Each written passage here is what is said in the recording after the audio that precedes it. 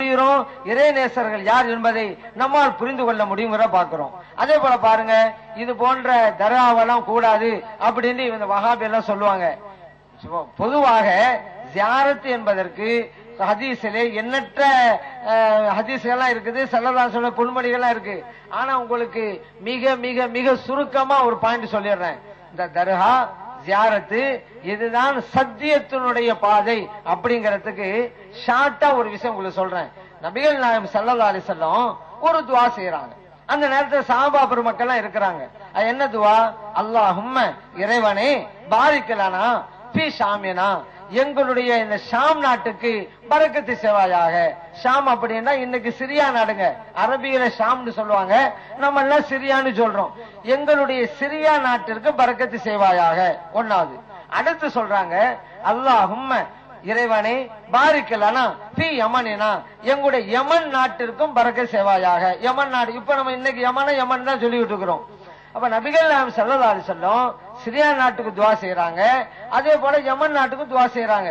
இந்த நேரத்துல சஹாபாக்கள்ல கொஞ்சம் பேர் சொன்னாங்க, வஃபி நஜ்தினா யா ரசூலல்லாஹ், நபிகள் நாயகம் ஸல்லல்லாஹு அலைஹி வஸல்லம் அவர்களே எங்களுடைய இந்த நஜ்த் தேசத்துக்கு நீங்க துஆ செய்யுங்க அப்படின்னாங்க. ஆனா நபிகள் நாயகம் ஸல்லல்லாஹு அலைஹி வஸல்லம் அதுக்கு துஆ செய்யவே கிடையாதுங்க. ஏற்கனவே செஞ்சாங்கல்ல சிரியா நாட்டுக்கு, அதுக்கு தான் செய்யறாங்க. யமன் நாட்டுக்கு செஞ்சாங்கல்ல, அதுக்கு தான் செய்யறாங்க. அப்போது சஹாபா பெருமக்கள் சில பேர் சொல்றாங்க, வஃபி நஜ்தினா, எங்க நஜ்துக்கு துஆ செய்யுங்களேன் அப்படிங்கறாங்க. நபிகள் நாயகம் ஸல்லல்லாஹு அலைஹி வஸல்லம் துஆ செய்யல. அந்த ஷாம தான் சொல்றாங்க, யமனை தான் சொல்றாங்க. கடைசியில சொல்றாங்க, அருமை தோழர்களே, நான் ஏன் தெரியுமா நீங்க சொன்ன நஜ்துக்கு துஆ செய்யல? அங்கதானுங்க ஃபித்னா வரும், அங்கதானுங்க குழப்பம் ஏற்படும், வபிஹா யத்லு கர்னு ஷைத்தான், அங்கதானுங்க ஷைத்தானுடைய கொம்பு உதிக்கும். அப்படி இருக்கும் பொழுது நான் எப்படிங்க துஆ செய்வேன் என்று நபிகள் நாயகம் ஸல்லல்லாஹு அலைஹி வஸல்லம் சொல்லிட்டாங்க. இந்த ஹதீஸ் புகாரில பதிவு செய்யப்பட்டிருங்க. இப்ப நம்ம என்ன யோசிச்சு பாக்குறோம், நபிகள் நாயகம் ஸல்லல்லாஹு அலைஹி வஸல்லம் துஆ செஞ்சாங்கல்ல சிரியா நாட்டிற்கு இறைவனை பரக்கத்து செய்வாயாக என்று. இன்னைக்கு அந்த சிரியா நாடை எடுங்க. இன்னைக்கு இப்போ சிரியா நாடு சுன்ன ஜமாத்து நாடாக இருக்கிறது. அங்கே தர்காக்கள் உண்டு, அங்கே தரீகாக்கள் உண்டு, அங்கே பையத்து முறைகள் உண்டு, ஷேகுமார்கள் உண்டு. இங்க எப்படி தமிழ்நாட்டுல ஷேகுமார்கள், முரீதீன்கள், தரீகத்து, பையத்து, தர்கா எல்லாம் தமிழ்நாட்டில் எப்படிங்க இருக்குது? இதே போல இன்னைக்கு சிரியா நாட்டுக்கு போங்க, எல்லாம் அங்க இருக்குது. இப்ப பாத்தீங்களா, நபிகள் நாயகம் ஸல்லல்லாஹு அலைஹி வஸல்லம் 1400 ஆண்டுகளுக்கு முன்னாலேயே சிரியா நாட்டுக்கு துஆ செய்யறாங்க. அந்த நாடு இன்னைக்கு சுன்ன ஜமாத் நாடு. சுன்ன ஜமாத் நாட்டுக்கு நபிகள் நாயகம் ஸல்லல்லாஹு அலைஹி வஸல்லம் துஆ செஞ்சிட்டாங்க.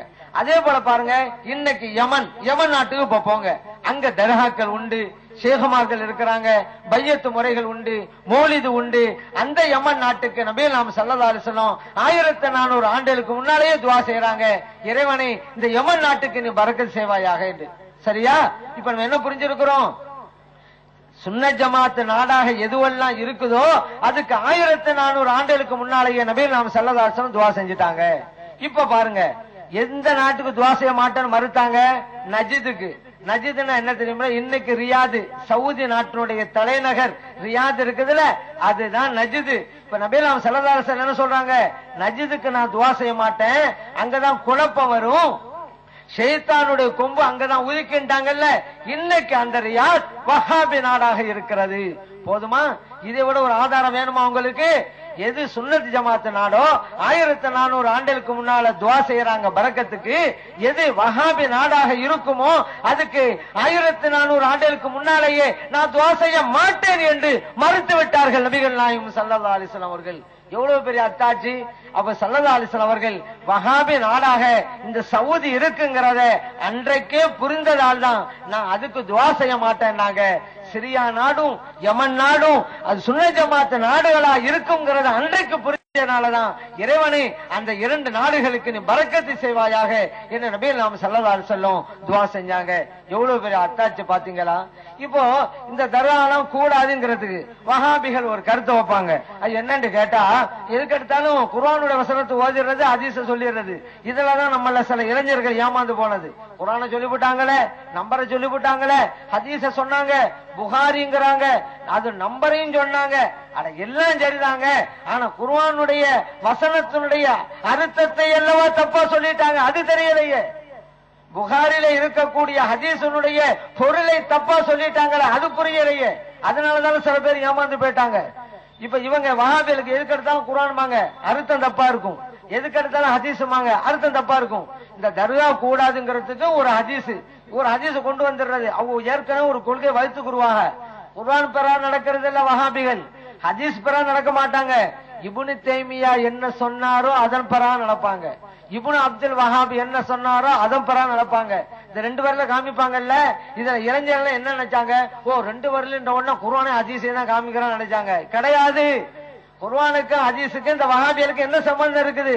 அந்த 2 காட்டுறது கரெக்ட் தான். 2 இல்ல, 1 இப்னு தைமியா, இன்னொன்னு இப்னு அப்துல் வஹாப்.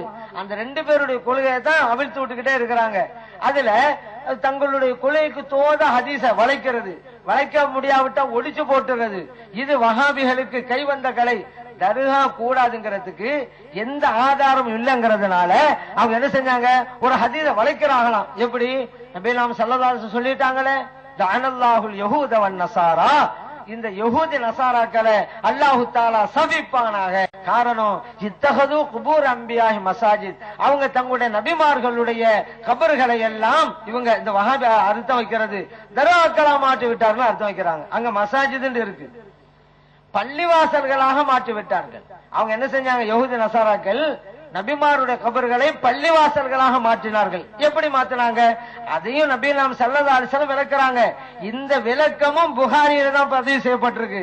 நபிகள் ஸல்லல்லாஹு அலைஹி வஸல்லம் சொன்னாங்க, இந்த யஹூதி நசாராக்கள் என்ன தெரியுமா செய்வாங்க, ஒரு நபியோ அல்ல ஒரு நல்லடியாரோ வஃபாத் ஆயிட்டா அவர் அடக்கம் செஞ்சுட்டு அந்த கபருக்கு மேல பள்ளிவாசல் கட்டி போடுவாங்க அப்படின்னு நபிகள் ஸல்லல்லாஹு அலைஹி வஸல்லம் விளக்கமும் தர்றாங்க. இந்த விளக்கம் நம்ம சொல்ல விளக்கம் இல்லங்க, நபிகள் ஸல்லல்லாஹு அலைஹி வஸல்லம் சொன்னதுதான்.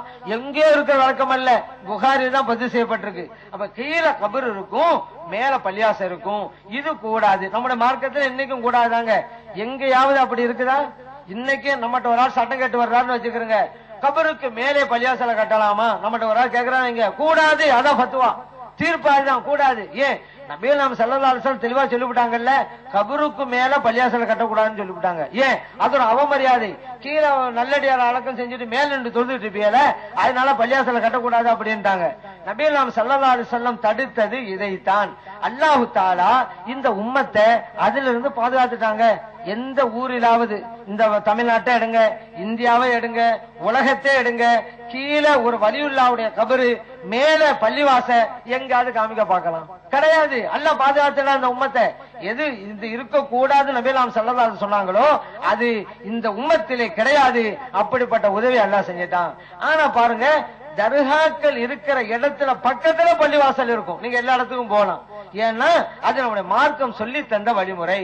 தர்கா ஜியாரத் பண்ற இடத்துக்கு பக்கத்துல பள்ளிவாசல் இருக்க வேண்டும். நீங்க குர்ஆனை ஓதுனா தெரியும், சூரத்துல் கஹ்ஃப் வருது, குகை தோழர்கள், வலிமார்கள், அவுலியாக்கள், அவங்கள பத்தி இறைவன் சொல்லிக்கிட்டே வரும் பொழுது, காலல்லதீன கலபு அலா அம்ரிஹிம் லனத்தஹிதன்ன அலைஹிம் மஸ்ஜிதா, நல்லடியார்கள் சொன்னார்கள், இந்த குகை தோழர்கள் வலிமார்கள் இருக்கிறாங்களே, அவங்க தர்காவுக்கு பக்கத்துல நம்ம ஒரு பள்ளிவாசலை கட்டலாம் என்று அந்த நல்லோர்கள் சொன்னார்கள். அல்லாஹ் குர்ஆன்ல சொல்லி காட்டுறான். அப்ப தர்காவுக்கு பக்கத்துல பள்ளிவாசல் அமைவதுங்கிறது இறைவன் சொல்லி தந்த ஒரு கருத்து, பாடம்ங்கிறத புரிஞ்சு கொள்ளுங்க. அதனாலதான் இன்னைக்கும் மஸ்ஜித் நபவிக்கு போங்க, மதீனாவுக்கு போங்க, நபிகள் ஸல்லல்லாஹு அலைஹி வஸல்லம் அவர்களுடைய தர்கா இருக்குது இல்லங்க, உலகத்திலேயே மிகப்பெரிய தர்கா எங்க இருக்குது? மதீனாவில் இருக்குது. ஆனா இந்த வஹாபிகள் குண்டு சட்டிக்குள்ள குதிரை ஓட்டுற மாதிரி கிணற்று தவளை இருந்து கொண்டு